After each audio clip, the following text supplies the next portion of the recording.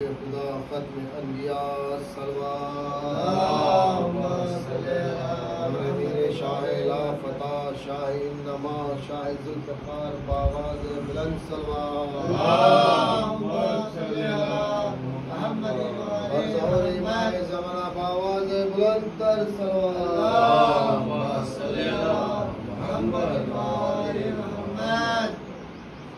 اعوذ باللہ من الشیطان الرجیم بسم اللہ الرحمن الرحیم الحمد للہ رب العالمین وصلی اللہ علی محمد وآلہ الطاہرین ولعنۃ اللہ علی اعدائہم اجمعین من یومنا ھذا الی قیام یوم الدین رب اشرح لی صدری ویسر لی امری واحلل عقدۃ من لسانی یفقہوا قولی اما بعد. تو یہ قیامت کی شاید آج آخری کلاس اللہ اکبر. اور باتیں اور بھی تھی جو شاید اب رہ جائیں گی، مگر آج کوشش کریں گے کہ 20-25 منٹ میں ہی تھوڑا تھوڑا سب لے لیا جائے، اور پھر انشاءاللہ کبھی حیات رہی تو پھر ملاقات ہوگی. ہم آپ کے لیے، آپ ہمارے لیے دعا ضرور کیجیے. ایک صلوات پڑھ دیں محمد. تو بات قیامت کی چل رہی تھی اور یہاں تک آئی کہ اب سب کا نامہ اعمال سب کو پکڑا دیا جائے گا، اور لے کے لوگ اپنا جو ہے وہ نامہ اعمال آگے پڑھ رہے ہوں گے، اور جھوک در جھوک لوگ بڑھیں گے.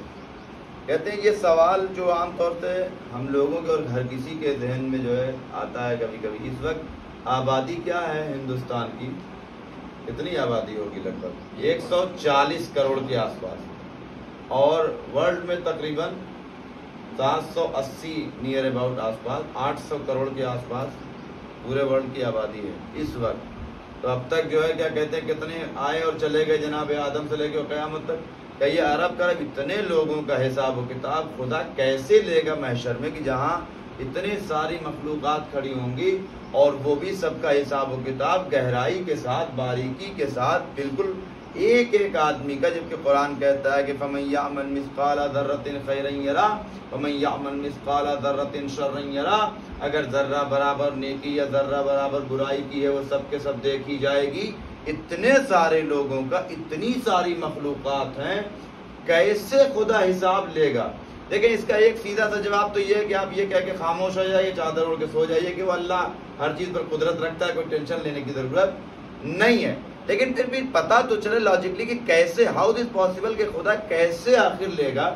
یہ سوال مولا کائنات حضرت علی ابن ابی طالب علیہ السلام سے سوال کیا گیا کہ سئل علیہ السلام کیف یحاسب اللہ الخلق علی کثرتہم، کہ اتنی ساری مخلوقات ہیں، خدا سب کا حساب و کتاب کیسے لے گا؟ اور یہ سوائے علی کے کوئی ایسا جواب دے نہیں سکتا. فوراً دلبر صاحب فقال کما یرزقهم علی کثرتہم، جیسے اللہ مخلوقات کی کثرت کے ساتھ ان کو رزق دے رہا ہے ویسے ہی وہ حساب و کتاب کرے گا. تو جو خدا مخلوقات کو رزق پہنچا سکتا ہے وہ حساب و کتاب بھی لے سکتا ہے. پھر راوی نے پوچھا کہ کیف یحاسبہم ولا یرون، کیسے لے گا جبکہ خدا دیکھ نہیں رہا ہے؟ تو امام نے فرمایا کما یرزقہم ولا یرون، کہ خدا ویسے ہی جو ہے جیسے رزق دیتا ہے اور جو ہے دیکھتا ہے اور وہ لوگ دیکھتے نہیں ہے، ویسے ہی جو ہے حساب و کتاب بھی ہوگا. ہوگی بات؟ اچھا دوسری چیز کیا ہے؟ ایک روایت ہے بھی آگے شاید کہیں آئے گی کہ ریت کے ذرات کے برابر ملائکہ ہیں خدا کے پاس. اس کے پاس کمی نہیں ہے آدمی کی، آدمی کیا کہ ملائکہ کی، کہ جو آدمی کو پیچھے لگا دے کہ جو ہے کیا کہتے ہیں کہ آپ حساب و کتاب، جب خدا حساب و کتاب لکھوا سکتا ہے تو حساب و کتاب لے بھی سکتا ہے. دو تو ہم ہر آدمی کے ساتھ دو ملائکہ لگے ہوئے ہیں. تو اب میں کہنے کا مطلب ہے کہ ایک ایک عمل کا حساب قیامت میں ہونے والا ہے. تو کیا دنیا میں انسان ایکسپٹ کر لیتا ہے آسانی سے؟ ہم نے یہ کیا ہے، وہاں بھی انسان قبول نہیں، جب پھنس جائے گا چاروں طرف سے تو آخر میں کیا راستہ بچا ہے؟ انکار کر دو، ہم نے کیا ہی نہیں ہے، یہ سب مسٹیک ہوئی ہے، یہ ہم نے کچھ نہیں کیا.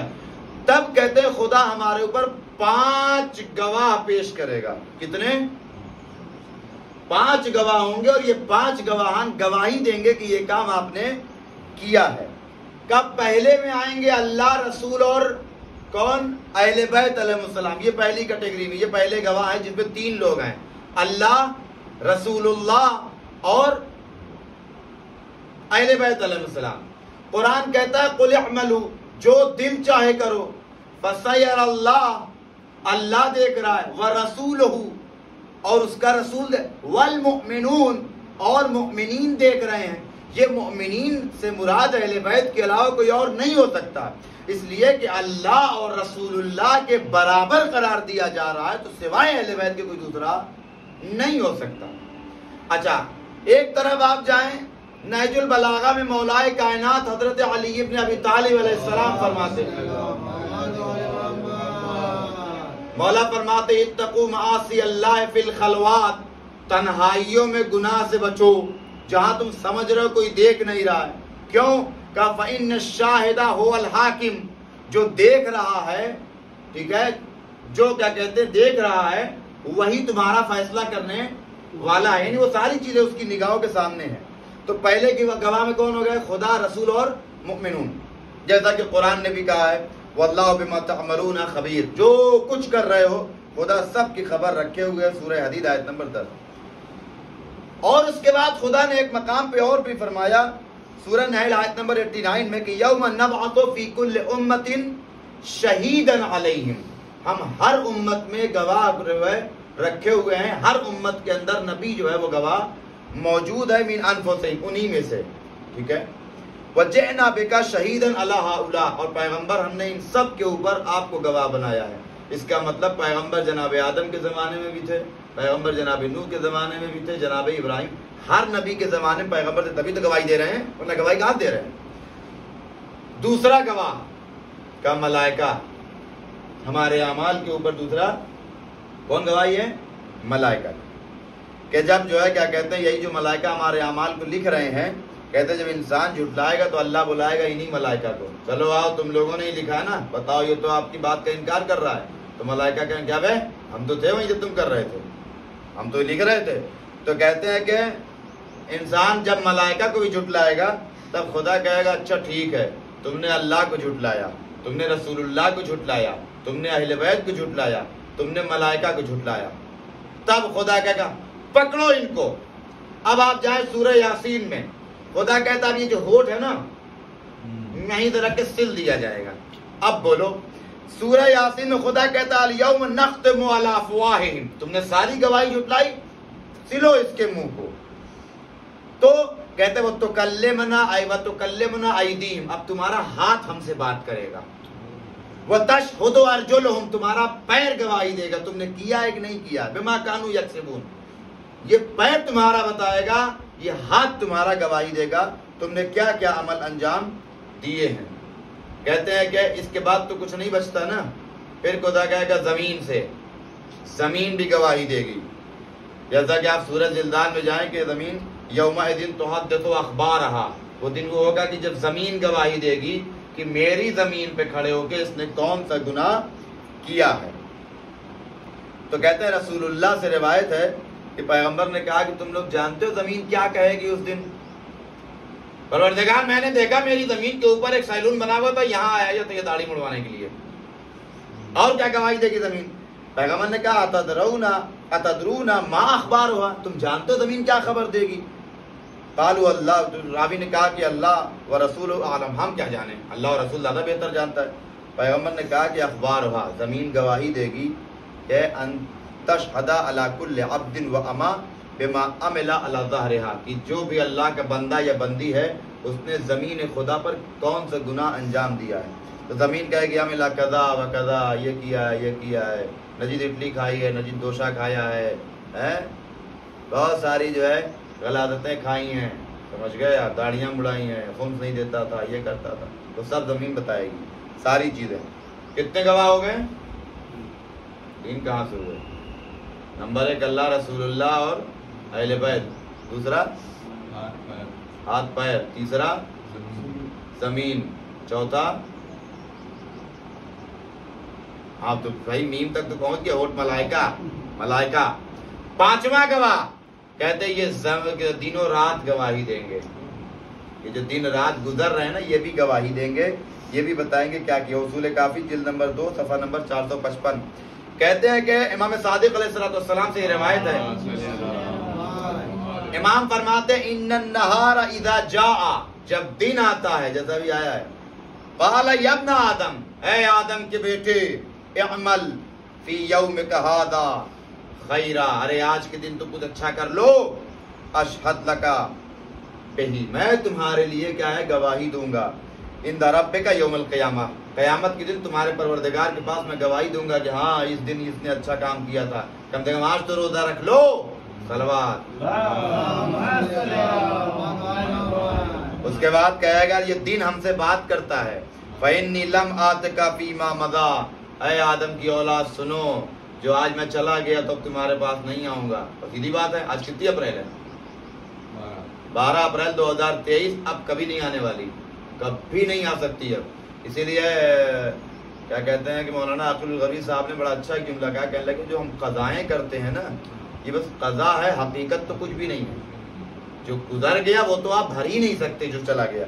ولا آتی کا فیما بقیہ، اس کے بعد پھر رات آتی ہے، وَإِذَا جَاءَ اللَّيْلُ قَالَ مِثْلَ ذَلِكَ، رات بھی ایسی ہی کہتی ہے، اے آدم کی اولاد کچھ تو کر لو کہ میں تمہارے لیے گواہی دوں گی۔ تو کتنے گواہ ہو گئے؟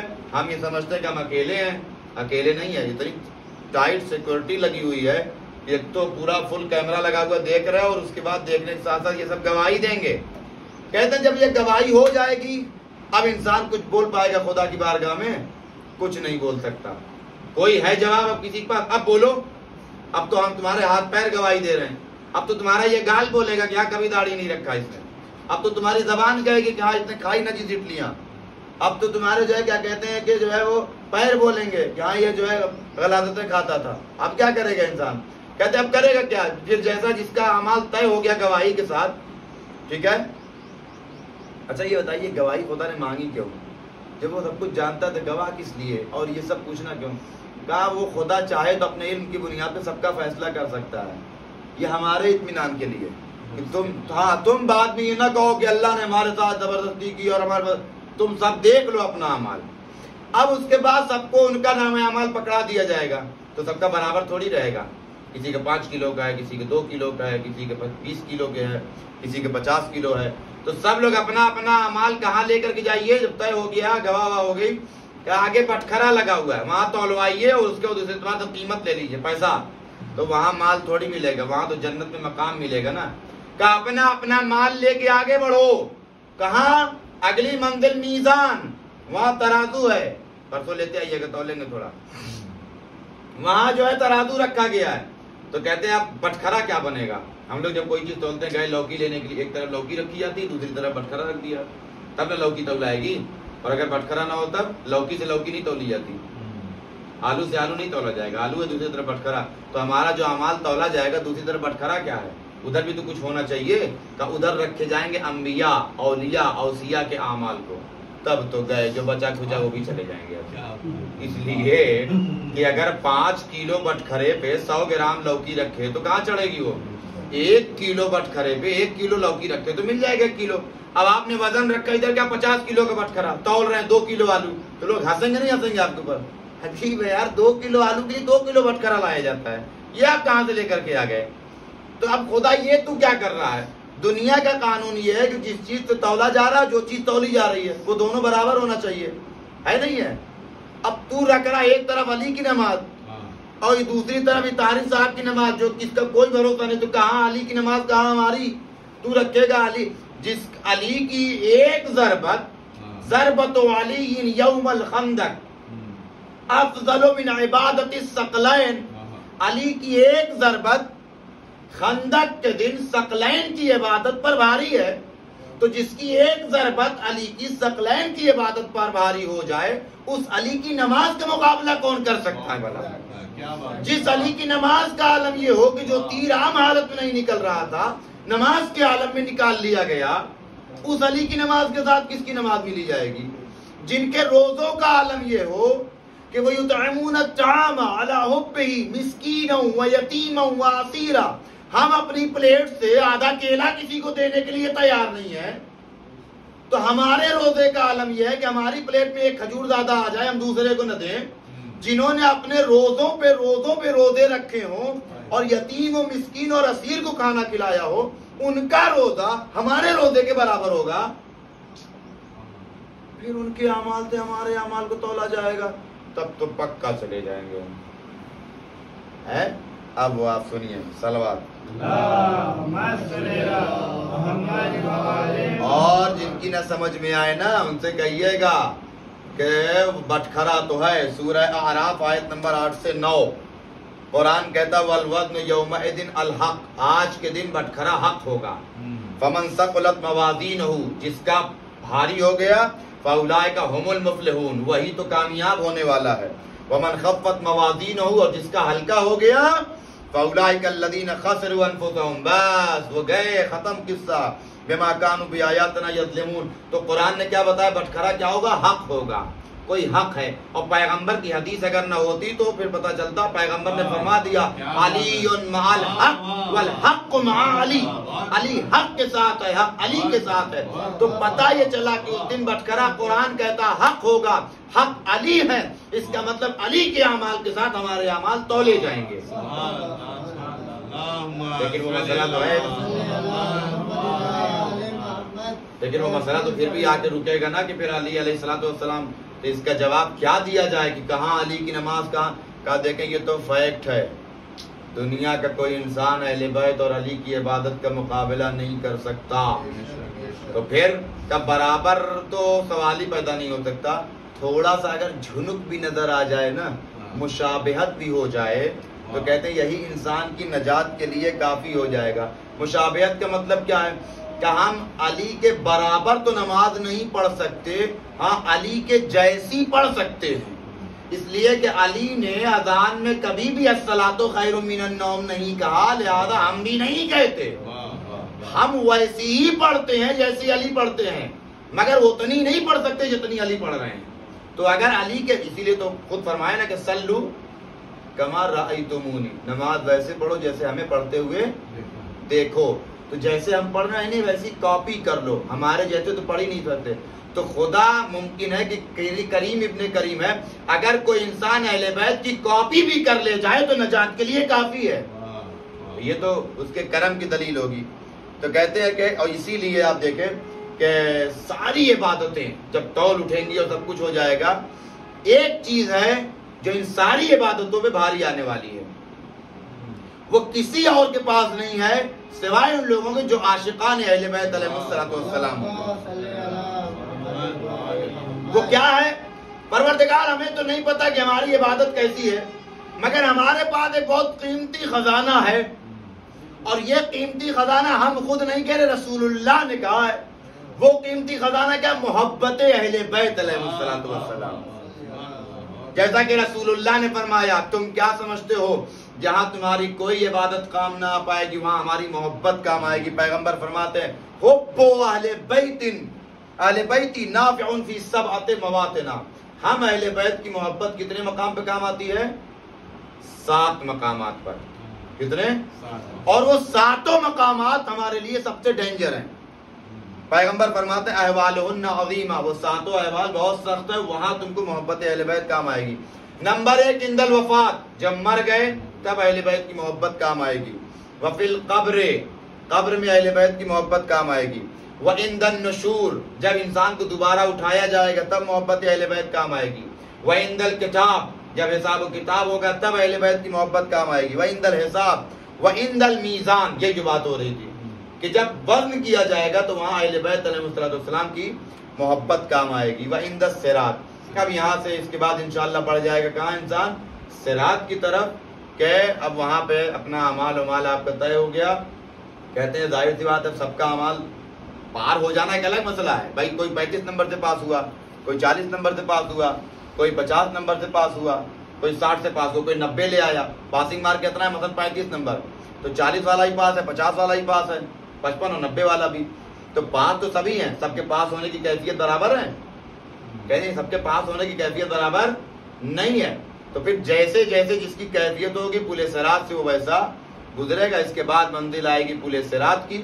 پل صراط سے کوئی بجلی کی طرح گزرے گا، کوئی اس انداز سے گزرے گا جیسے گھوڑے کی سواری ہوتی ہے، کوئی اس انداز سے گزرے گا جیسے نارمل چلتے رہتے ہیں، اور کوئی اس طرح سے گزرے گا کبھی لڑکھڑائے کبھی سنبھلے، کبھی لڑکھڑائے کبھی سنبھلے. اس کے بعد جب پل صراط سے پار ہوگا تو آدمی کہاں پہنچے گا؟ حوض کوثر پر. وہاں حوض کوثر پہ جب پہنچ گئے اب ٹینشن لینے کی ضرورت نہیں ہے. اب اگر کوئی مستحق کے شفاعت ہے تو وہاں سے ساقی کوثر شفاعت کرا کے جنت میں لے کر کے جائیں گے کہ جہاں انسان ہمیشہ رہے گا. اور اگر کوئی غلط کام کیے تو جہنم میں جائے گا. اور جو عاشقان اہل بیت ہوں گے وہ علی کی طفیل میں، چونکہ قسیم النار والجنہ علی ہیں، وہ جنت میں لے کر کے جائیں گے. خدا ہم سب لوگوں کو یہ موقع فراہم کرے کہ ہم اہل بیت علیہ السلام کی محبت کے ساتھ اس دنیا سے جائیں تاکہ آخرت میں شفاعت اہل بیت اور خاص طور سے مولا کائنات کی شفاعت ہم کو نصیب ہو. ابھی تو یہی تو المیہ ہے کہ جس علی کو اپنی نجات کا ذریعہ بنایا جا سکتا تھا. علی کون ہے؟ علی ساقی کوثر ہیں. علی وہ ہیں قسیم النار والجنہ علی ہیں. علی وہ ہیں جو جنت تک لے جانے والے ہیں. علی تو یہ کتنے بدبخت تھے کہ جس علی کو اپنی نجات کا ذریعہ بنایا جا سکتا تھا. یہ کیسا صلہ دنیا نے دکھایا کہ اسی علی کے سر پہ نماز کی حالت میں سر پہ ضربت لگائی گئی. عزیزو ضربت اتنی شدید تھی کہ روایات کہتی ہے طبیب نے بیان کیا میں فرق نہیں کر پا رہا ہوں کہ علی کے ماتھے پہ جو ہری پٹی بدی ہے وہ زیادہ سبز ہے یا علی کی پیشانی زیادہ سبز ہے. اے عزیزو روایات کہتی ہے کہ آج 20 تاریخ ہے نا، مولا کے لیے بہت سخت دن گزر رہے ہیں، بہت سخت ایام یہ گزر رہے ہیں. روایات کہتی ہے کہ جب ابن ملجم نے مولا کے سر پہ ضربت لگائی ہے، روایت کہتی ہے کہ دوڑ کے بھاگا. لوگوں نے دوڑ کے ابن ملجم کو پکڑ لیا، پکڑ کے مولا کے سامنے لے آئے. میں کہوں گا مولا آپ کی شہادت بے شک عظیم ہے، مگر آپ کا قاتل فوراً پکڑا گیا، آپ کا قاتل فوراً گرفتار ہو گیا. مگر مولا ذرا کربلا آئیے گا. ششماہے کے گلے پہ تیر برسانے کے بعد ارملہ رباب کے سامنے مسکراتا ہوا ٹہلتا تھا. عزیزو جب ابن ملجم کو لایا گیا نا پکڑ کے، یہ کریم ابن کریم ہے. امام نے امام حسن علیہ السلام کی طرف خطاب کیا، بیٹا دیکھو اس کو اگر قتل کرنا تو بس ایک ضرب سے زیادہ نہ لگانا، اس کے ہاتھ پیر کو نہ کاٹنا، اور اگر میں بچ گیا تو میں طے کروں گا کہ اسے کیا کرنا ہے. عزیز و روایت کہتی دشمن کے ساتھ بھی مولا کا یہ برتاؤ ہے، دشمن کے ساتھ بھی مولا کا یہ سلوک ہے کہ امام جب وہ رونے لگا تو امام کو اس پہ ترس آ گیا، تم نے مجھے کیوں قتل کیا؟ میں تمہارا برا امام تو نہیں تھا، تم نے مجھے کیوں مارا؟ روایات کہتی عزیزو سب اہل و عیال گھیرے ہوئے ہیں، بیٹیاں پاس موجود ہیں، بیٹے پاس موجود ہیں. میں کہوں گا مولا آپ کے سر پہ ضربت لگائی گئی، اولاد موجود ہے، اے مولا مگر ذرا کربلا آئیے گا، آپ کا لال ہوگا 3 دن کا بھوکا اور پیاسا، گلے پہ کند خنجر چلایا جائے گا، مولا کوئی نہ ہوگا، ایک دکھیاری ماں بالوں کو بھی کرائے ہوئے فریاد کر رہی ہوگی، اے میرے لال ارے تو غم نہ کر، تیری ماں تیرے مقتل کو اپنے بالوں سے صاف کر رہی ہے، تیری ماں تیرے لیے امان. الا لعنت اللہ علی القوم الظالمین وسيعلم الذين ظلموا أي منقلب ينقلبون.